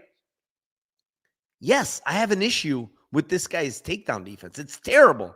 His last 2 matchups were good, Tim, because both of those guys are strikers. Franza's a striker, and Njokuani's a striker. They're not going for takedowns. Axel Sola is going to go for takedowns. I can almost assure you. Now, can he keep McKee down? That's another story. McKee is okay at getting up. Sometimes he gets actually flattened and he gets actually controlled quite a bit.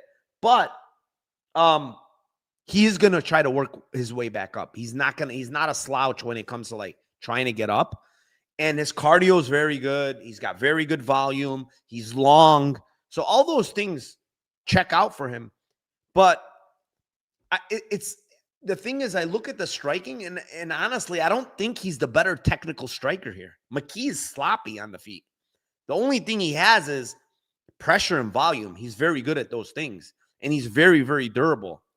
But technically speaking, you look at Axel Sola, and you look at him, and you say, hey, he doesn't do this well. He doesn't do that well in the striking. Well, you can fucking pick 10 holes at Reese McKee's striking. It's not good. His striking is not good. The things that he does well are kind of like intangibles, right? Volume. He's got good cardio. He's very tough. And he's got good volume, right? And he has okay hands, right? I don't want to say they're terrible, but they're not great. So how I look at this fight, honestly, is I think it's going to come down to, very close marginal spots, Tim, where McKee is going to throw more volume, in my opinion, but Sola might land the better, eye-catching shots potentially. But he also, I think he can mix in wrestling here and win some minutes like that. It's in France. France is known. Oh, I should have said this at the very beginning. France is known for siding with their guys and girls. Be very careful. If you think a fight goes to decision and you think it's remotely close, be very careful. Gomes has been in France a couple of times. He's won decisions both times. What's that chick's name, Tim? The one that fought Cornolio. They robbed poor what's her name?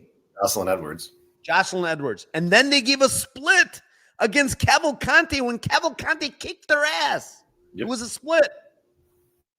So be very careful with France, man. Those judges are literally looking for a way to judge it for their fighters. I'm telling you now, decisions are very shaky in France. One of the worst places I can say, if you're going against the French fighters and you think the fight goes to decision, be very careful unless you think it's one-sided.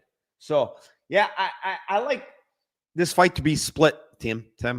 600. Tim, look at me. Plus 600. That's really good. On split here. Yeah, on Bet Online. Bet Online. Plus 600. I couldn't believe when I saw it. I'm like, what? I'm like, listen, McKee, he doesn't have one-punch power. He breaks people mainly. This kid has been 5 rounds multiple times. I don't think he's going to break him. And listen, the thing that moving up to 170 could be bad and good. This guy's a thicker guy. He probably has a tough time getting to 55. He doesn't have to cut that much weight. It's an easy weight cut at 70. So you might have better cardio, you know? But yeah, plus 600. The split on both guys are not very good, though, which is weird. It's plus 600. Fight ends in split, but it's not like they're giving us 16-1. No. They're kind of like on that side. I don't know why. Anyways, let's move on. Fight number 10. Oh, well, let me see what chat said. Hold on a second. They called him Axel Foley. Yeah, I was joking. I was joking. Fight to start round 3, parlay piece. All I got in this fight. Yeah, I think it's kind of safe, honestly. I really do. The split on DK is 4-1. So 6-1. Unless Sola somehow breaks, you know. 6-1 is great if you get that on Bet Online. That's the only, it's 6-1 on Bet Online. That's what I got. Yeah, that's excellent. Because this staff thing, I mean, let me look at it right now. I didn't see staff. I thought it was an old staff when he fought Imavov. And that was a while fucking back when he fought Imavov. That's when I saw staff. Did you guys see staff like recently? I didn't see staff. Where? Let me see. So I'm looking at this. He doesn't have staff in this one. Where is the staff? Is the one on his back? Daz, is the one on his back? Is it like chest? Chest or shoulder, something like that, maybe? Chest? Right shoulder, right chest-ish. No? I don't see it here. I know he did have staff. I will tell you, if you go back and watch the Imavov fight, he 100. Here, is there a way to post this picture? He definitely had staff on his, right here on his left side of his back. He had a big ass fucking staph infection. You can see it. But guess what, Tim? He went 5 hard rounds with that staph in that fight, dude. That fight was like an absolute war. That's the one where he got dropped bad. So I'm not really concerned, honestly. I've seen this guy fight with guaranteed it was staph. Like, you go look at that fight against Imavov. He had a nasty staph infection in his back, and it was a fresh one. You could see it wasn't like old one. It was fresh as a daisy. He was taking antibiotics for sure.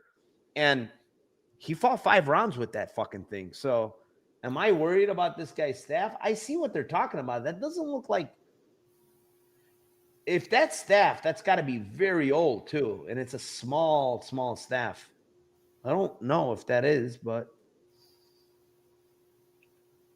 where is it? I'm looking at his weigh-ins. He doesn't have it. Ceremonial weigh-in. Oh, I see it. It's above his nipple.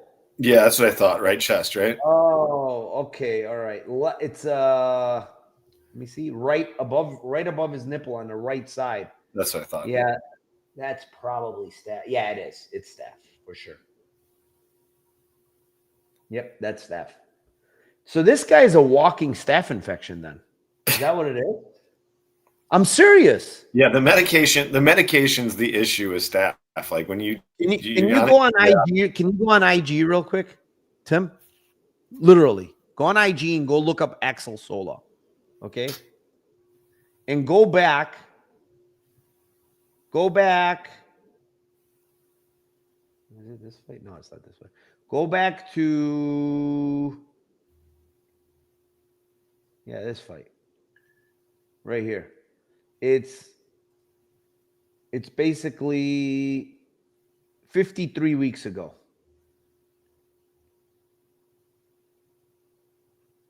And look at that staph infection he had. It's huge on his back.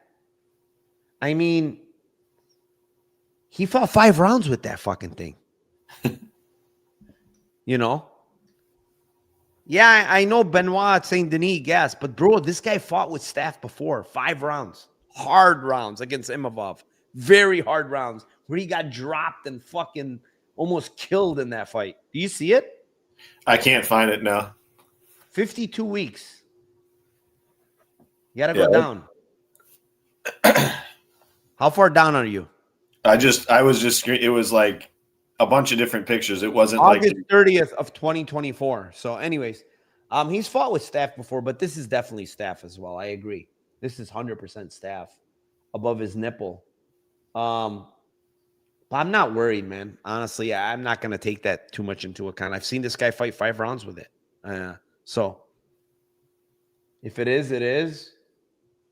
It could affect him. This is short notice too. So maybe that could affect him. But yeah, I'm not going to take it too much into account. All right, let's move on. Fight number 10. It is in the lightweight division. It is the 10-2 Balaji Oki versus the 16-2 Mason Jones. Very good matchmaking here. Currently, Balaji Oki plus 116. The comeback on Mason Jones minus 136. I will stay straight up. I like Mason Jones here. I haven't bet him yet. I was hoping the line keeps coming down. Everybody's betting Balaji Oki. I like Mason Jones. Everybody talks about how Mason Jones, he's a punching bag. He gets hit a lot. He doesn't have any defense. It's true. He gets hit a lot. Don't get me wrong. He definitely gets hit a lot. But the crazy part is Balaji Oki gets hit more than Mason Jones does per minute, according to stats, right? Balaji Oki's been hit 4.76 times per minute compared to Mason Jones at 4.46. So when you look at Balaji Oki, his UFC wins do not impress me, man. It's short notice Timothy Kwamba in less than a week, up a weight class in a 29-28 split type of decision, right? He comes back. He's doing well with Chris Duncan, gets choked. Then he comes back. He fights Michael Aswell on short notice. 3 days, short notice, up a weight class again, proceeds to get pieced the fuck up early in that fight where I was literally fucking scared to death because I had him in a parlay. I'm like, how is he losing to Michael Aswell, who's a one-dimensional boxer, on the feet, getting tagged up? In round 2, he starts, and he's getting tagged up again, Tim. And I'm like, what the fuck's going on? This guy's going to lose. He's going to lose. And then with 2 minutes left, he turns it up and starts tagging up Michael Aswell. Michael Aswell, you can clearly see, is tired now. And he proceeds in round 3 to beat the shit out of him again. Now, my issue with these two fights is both these guys are in short notice. Both these guys are up a weight class, Tim. They're much smaller than him. You could see. You could watch the tape. They're much smaller than him. Now he's facing a guy in Mason Jones who's just like him in size, maybe a little bit bigger, way more experience, UFC experience, cardio off the charts, toughness off the charts. So those things that happen in those fights where it's 1-1 and Balaji Oki is winning round 3 in both of those fights, that shit ain't happening in this fight. Mason Jones is not going to fuck off in round 3. And one thing I've noticed about Balaji Oki is you put this guy on the back foot and push him back, and he looks like a completely fucking different fighter. When he's coming forward, he looks great. Michael Aswell, put him on the back foot, and he was looking like dog shit. He was getting hit left, right, and center. And honestly, Mason Jones, it's hard to find tape where he's backing up. He never He does. just does not fuck off and back up. He's coming forward. He's throwing a shit ton of, and I've heard a lot of people say, oh, you know, he needs to grapple. Why the fuck does he need to grapple? You don't think he can win a volume-based decision by just fucking coming forward, marching forward, and landing on Oki? I don't think, here's the thing. I don't think Oki's that big of a hitter, honestly. He did not drop Kwamba. He did not drop Aswell. Both of those guys are hittable, especially Aswell. They're up a weight class. At no point did he drop those guys, and he landed a ton of big strikes. What makes me think he's going to fucking drop or hurt Mason Jones, right? The other thing is, Tim, Mason Jones, listen to these guys. Mike Davis, bigger, better, harder hitter than Balaji Oki. David Onama, way more explosive and harder hitter than Oki, in my opinion. Ludovic Klein, way harder hitter than Oki, in my opinion. Jeremy Stevens, way more power in his hands than Balaji. Like, all these guys landed howitzers on fucking Mason Jones. Balaji Oki is not going to hurt him, man. I don't see it. And then you got to talk about the grappling, bro. Like, Timmy Kwamba was on top of this guy for like a minute and a half. Almost got his back against the fence. Had a gilly. Mason Jones could definitely grapple in this fight. His entries are not bad, in my opinion. He can grapple in this fight if he wants it. And, you know, say whatever you want, but to get 8 takedowns against a guy like David Onama, who's explosive and strong, and it's not easy. Even if he was up a weight class, David Onama is a bigger guy for 45. So I like Mason Jones here. I don't get all this crazy love, crazy ass love that people have for Oki. I haven't seen it. I like the guy. I think he's actually decently well-rounded, but he's not impressed me at all in these wins. So let's go with Mason Jones to break Balaji Oki in rounds 2 and 3 at 1,100 and 1,600. And the whisper bet a second one of the week, Tim.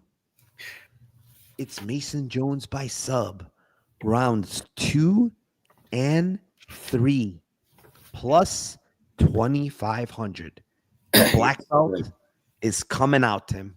The black belt's coming out in this fight, and it's going to find a submission when Oki makes another mistake as he's tired in rounds 2 and 3. Give me that sub, plus 2,500. Just, if you guys want to hear mine, just repeat that last little bit right there. Sub plus 1,100, sub 2, sub 3. No decision here. I don't disagree that he doesn't need to grapple. I just think it's just a way easier path.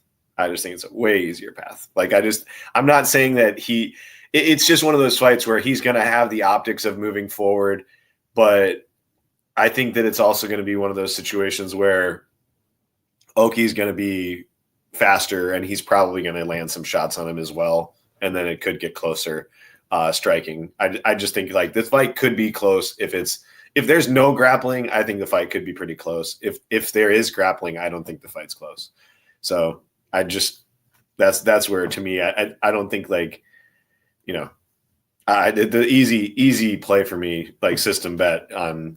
I mean, I hammered last fight like plus 400 on sub for fucking Mason. So there's no way I'm not betting plus 1,100 and sub 2, sub 3 in this spot. Like, it's plus you got to add to the equation. Like, dude, Oki's not a smart fighter. Like, it's not, dude. He was absolutely destroying Chris Duncan and then shot a takedown. Like, it wasn't like a processed, like, submission from, you know, top position and takedown from Duncan. It was just dumbassery from fucking Oki after he was beating his head in, striking, and all he needed to do was stay at range, and he fucking shoots a takedown, doesn't get the takedown, and then he goes for the second takedown, and it's just like, dude, what are you doing? Like, it's just like, so I don't think this dude is like, I think he's inexperienced, and I think that he could, as Moy said, he could be a desperation takedown from him, but I just think that it's going to be there. The sub's going to be there for him. So let's cash the whisper bet for us. Yeah, I agree. All right, let's move on. Fight number 11. It is in the light heavyweight division. It is the 18-6 Modestas Bukauskas versus the 17-9-1 Paul Craig. This one's yours, Tim. I'll be short here. I mean, Bukauskas is never a guy that I want to be laying -3XX for anybody, unless he's in Cage Warriors fighting bums. I just think, like, you know, is he stupid enough to go into the guard of Paul Craig? Probably not. He might be, but you never know. I think his takedown defense and wrestling versus a significantly stronger, better wrestler, and Cutelaba showed up. He was fine there. It wasn't like he was just dead to rights there. I just don't think that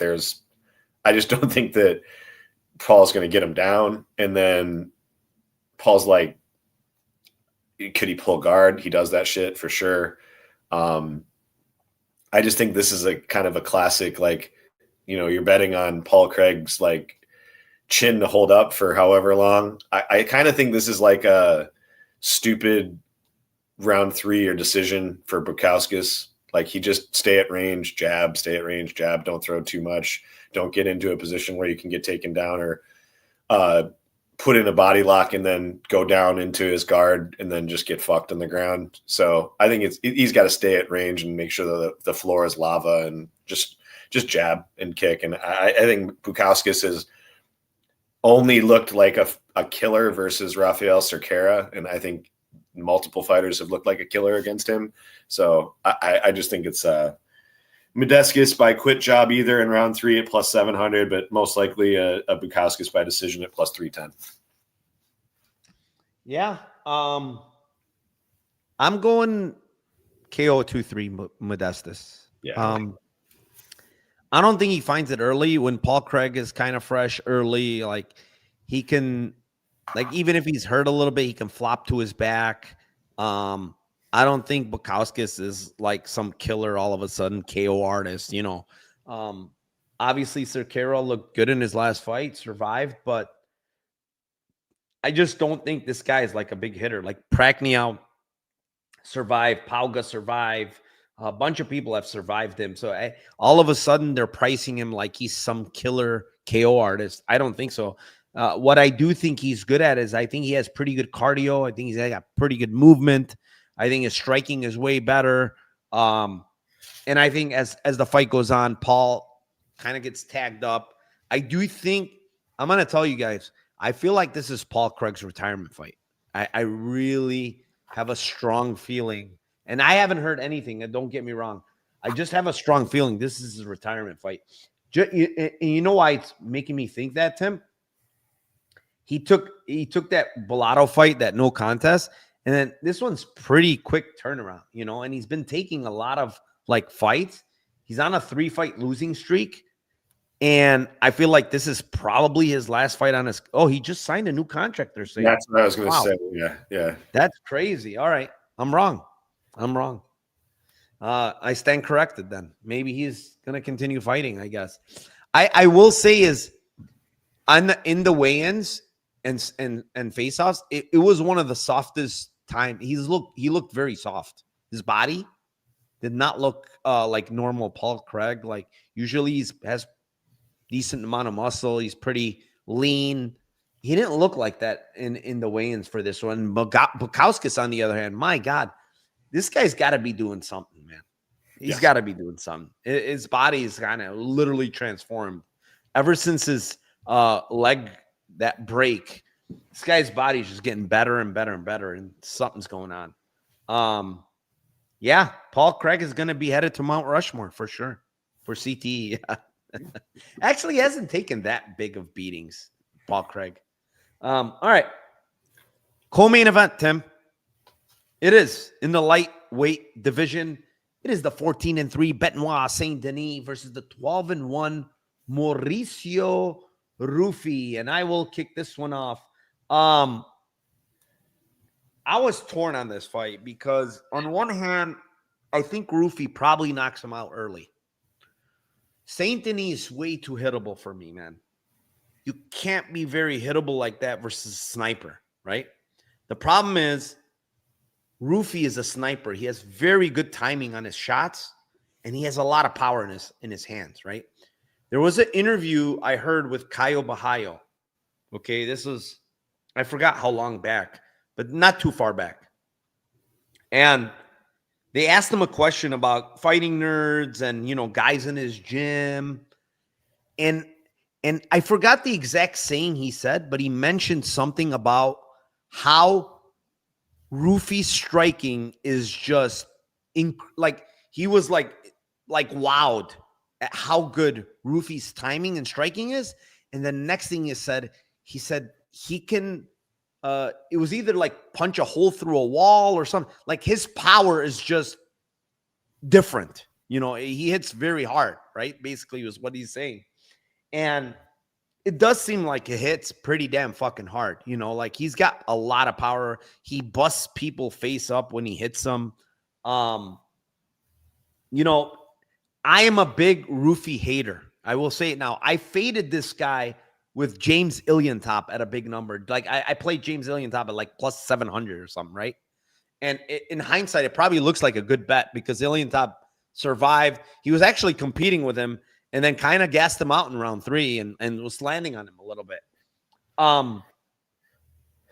But the thing for me with Saint Denis is like Iliantop at least can roll punches. He's got his hands up. You know, he has striking himself. Like technically, Saint Denis doesn't have technical striking, bro. He's like winging big shots. He just wants to get into a brawl. He's been flatlined bad by Poirier. He's been hurt multiple times in many different fights. He's taken 2 of the worst beatings in the UFC between Zaleski dos Santos and Moicano. Those were 2 of the worst beatings, bro. Moicano beat this guy's brains out, dude, from ground and pound.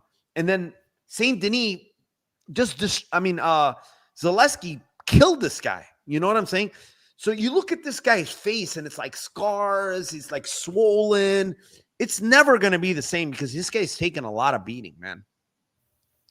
And now my concern is he's facing a really big puncher who's a sniper.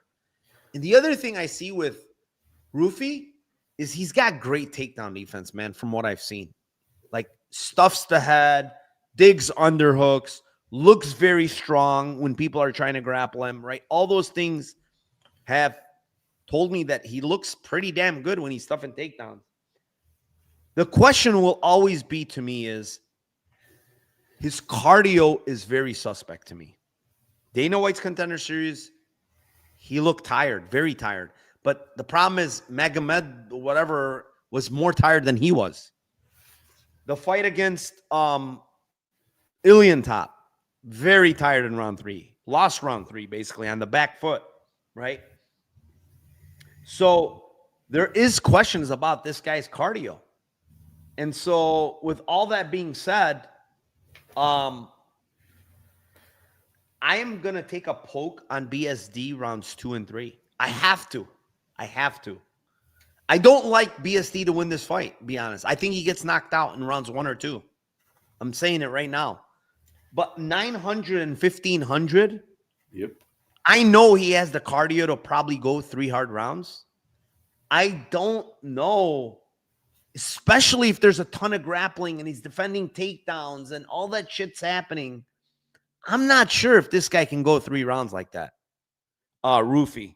So BSD round 2, 900. BSD round 3, 1500. I'm not going to fuck around with sub, KO. I don't know.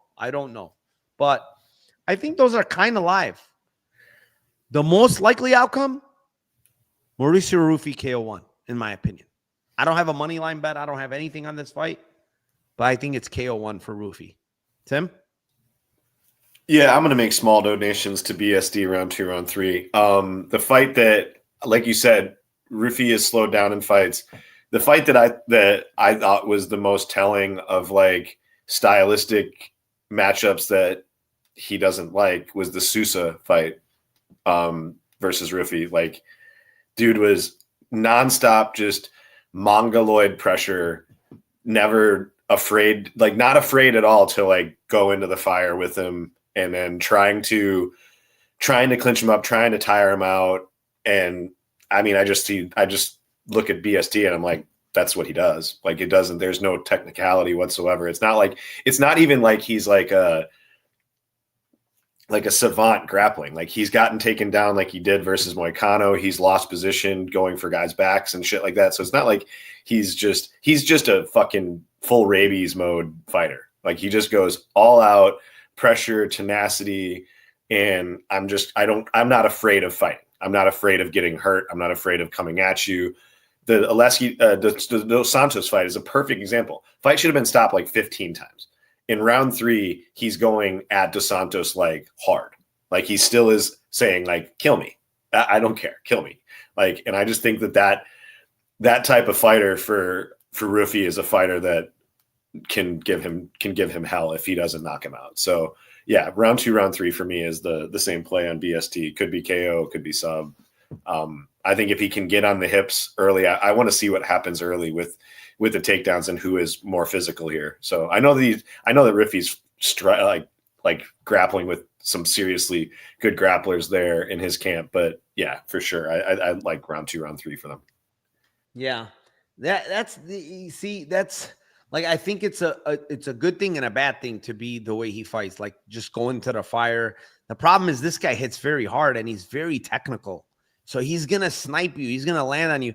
I understand that fight where he, was good, decent in round 3, kept coming after him. I don't think he's going to survive Rufi if he gets hurt early. Like, I think Rufi is just going to put him out. The Sousa fight, you're right, but man, Sousa hits so hard though. Like, Sousa's a way better striker than BSD. Yeah, he's knocked out. He Yeah. actually knocked out. He actually knocked down first Rufi in round 1, and then he knocked him out. So my guy Dissection, what's up, my friend? All right, Tim, main event time. Before we go on to the main event, I do want to shout out my links down below. My Discord is down below, $25 a month. I mean, why do I not have 1,000 people in there? I don't know, for $25 a month, because just live betting alone, if you just did that, I mean, you would be making a lot more than 25. Even if you bet $10 a unit, you would come out a lot more, just live betting. And the other thing is, I have the 2 links down below, Bet Online. I'm trying to get them to sponsor the show. I've been talking to Dave Mason. Hopefully they sponsor the show. But Bet Online, I always, pay out. They've paid me out a ton. Never any problems. I have, I contact Dave Mason if I have any problems or if I need anything. So that's also a good thing. So use those links down below. Sportsbetting.ag, Bet Online. They're kind of owned by the same company. They're clones. If you don't have one, get the other. I think it's good to have 2 accounts. Sometimes, limits are a little bit lower. Maybe you can bet them on both sites and stuff like that. So use those links down below. There is a $250 bonus bets or free bets or whatever if you deposit $500, I think it is. So yeah, I mean, yeah, that's it. What is Fight Ready saying? This Fight Ready guy, you guys want more views, hire internet nerd for graphics. All right, thank you. Thank you for your great intelligence. All right, main event time, Tim. It is in the middleweight division. It is the 16-4 Nasruddin Imavov versus the 17-1 Caio Borralho. And this one's yours. This is a great main event. Yeah, this is solid. Really good fight. I'm not like, I don't know. I think that this is a matchup where I think both of these guys have some things that they're both very, very well-rounded fighters. And it's kind of like when I'm trying to like match them up and cap the fight, it's like, man, I'm not sure if I'm not sure if the wrestling is actually better here. The wrestling is better here. Jiu-jitsu is definitely better here.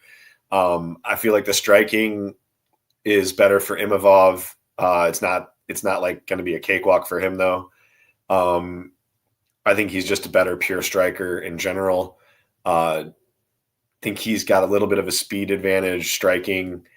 The main hole that I really didn't like seeing with Imavov in this fight, and Kaio being as smart as he is, probably is going to exploit this, is he's been just pushed against the cage and held against the cage like for minutes and minutes at a time. And just you can kind of wear on him and tire him out that way. The Brendan Allen fight, Brendan Allen like instantly got him down, instantly got to his back, and just was like it was easy. And then he kind of gassed out. And I think that was also the fight where I think they might have had like the paint thinner or whatever in the locker rooms, and he was complaining about that. But yeah, and he kind of outlasted Brendan Allen. He wasn't able to get him down in the second and third round. He kind of knew what he was going to do. But I just think, Brendan Allen and Kaio are grappling. I think Kaio is a better grappler in general by a decent amount. I think that, on the Kaio side, I feel like he's, like I said, I think he's an incredibly smart fighter. He's fighting nerds, captain, won't be allowed to fight with the glasses in the ring, but he's going to game plan well. He's going to scout and find weaknesses in this fight. I don't think the striking, like I said, I don't think the striking is like, oh, if he doesn't get fight to the ground, he's dead. I think the fight could be close striking. But I think that he's going to probably try to clinch up. He's going to probably try to tire out. I think the cardio advantage is to Kaio. And I think especially if he can get him on the cage, get Imavov on the cage early and clinch him up and kind of hold him and, kind of knee his legs and make him fight a little bit with his, clinch game and just kind of just hold him there. I think he might be able to tire him out in that situation. But if he doesn't, and he doesn't get to those spots, I think that this is like probably a close decision in France with a Russian French dude. And I'm going to take Imavov by decision plus 275 and split plus 350, Imavov by split at plus 900. I think it's going to be a great fight. I think I'm excited to see it. I just think probably fight goes at a pretty decently high clip, and give me the French Russian here in this one to eke out a decision. Yeah, I mean, I've said this all week. It's such a close fight, man. Super close fight. Two guys that are very well rounded. Two guys that are both good strikers, good grapplers. I lean Imavov on the striking. I think is a little bit better. But I lean Kaio with the grappling. He's a little bit better there as well. We've seen Imavov been put in some bad spots, in the grappling before. So I could see Kaio potentially, maybe winning a round, maybe winning some minutes with some grappling. Maybe, I don't think Kaio is like the best grappler, but I think his timing to when he shoots takedowns is really good. Great because point. He's such a cerebral fighter, right? He's very cerebral. He's a good fighter. And I think the intangibles here kind of favor Kaio. So I think Kaio has the better cardio. I think Kaio has the better durability, in my opinion. So those are the type of things that I think I lean Kaio and why I think he wins this fight. I do think this line is about like where it should be, to be honest. When Kaio was plus money, I missed it. When Kaio was pick 'em, I missed it. Now he's minus 130, and I feel like this is exactly where I had this line. And I love Kaio. He's been a money train for me. And, in this fight, I just think the fight's so close, and it's in France, man. If this fight wasn't in France, I swear I would play Kaio. But I feel like if it's that close, he might get robbed. Or not even, I don't want to say robbed because it's close, but I mean, if it's like a 3-2 scorecard and one of the rounds is Kaio's, but maybe you can give it to Imavov, but it's kind of like not very clear, right? They might give it to Imavov. and screw Kaio. So I think that's definitely in the cards. Split decision, fight to end and split is what, Tim? Plus That's 350. Yeah, 250? 333. Yeah, 350. I think it's 400 on Bet Online. If you look at Bet Online, unless it moved, it might have moved, but I think that's where I kind of lean. I just feel like this fight is so fucking close, man. It's literally a coin flip fight. Slight lean, like I said, to Kaio. But it's 400, correct? It's 400 on Bet Online. But yeah, I like Imavov by split, 10-1. Not bad at all, actually. I think that's probably how he wins. Split decision, 10-1. Yeah, I mean, just an incredible fight. Incredible fight. Yeah, there's nothing more to say. What's up, Javi? Thanks for joining. 600 live viewers. We just hit 600. Thank you to all. Like, please subscribe, retweet, comment, do everything to push up the Lambo Plays podcast and the algorithm, the YouTube algorithm, to help us out, get more eyes on the show. Hopefully down the line, Tim, 2 years from today or a year from today, we'll have like 1,200 viewers every show, and it'll be great. I mean, I've noticed Saturday mornings has been off the charts with views, 1,400, 1,500. So maybe we switch it to Saturdays. We'll see. But for these early UFC cards, it's impossible to switch it to Saturdays. So, all right, enough with that. It's Lambo parlay time. Tim, kick us off this. So I'm gonna go with a greasy 4-legger. You're gonna have to switch one leg or play just ITD on C. You can do C by sub or C by KO. If you play ITD with him, it'll change the line. So I'm gonna give it as the sub, what the sub line is, and then what the KO line is. So Sam Hughes by points, Gomis by points, Imavov points. C sub is 37-1. And if you switch C to KO, it's 42-1. If you just do ITD, it's like 21-1. Yeah, I mean, just do ITD. There's no point of doing both because you're losing. You're going to lose value if you do that. Yeah. No, you're going to lose value because the ITD is probably a better price unless you switch them. I mean, if you switch them. All right, for me, it's going to be Waters by decision, Gomis by decision, Axel Sola by decision, 34-1. Number 2, Sam Hughes, rounds 2 and 3, with BSD, rounds 2 and 3. Those are like huge odds, 150 to 275-1. So mix and match those. I don't want to play KO. I don't want to play sub. I don't know. 2-3 mix and match between those two. Probably not going to happen with Sam Hughes just because it's WMMA. But I think the last one I hit was actually WMMA, which is crazy. So, yeah, that's it. We went for 2 hours today, Tim. Bullshitting, talking to chat. It was a good show. Very good show. It's a lotion that brings all the boys to the yard. That's a good one. That's a song, but I like it. Thank you to everybody here. 606 live viewers. Comment after we end this show. Go on YouTube, comments.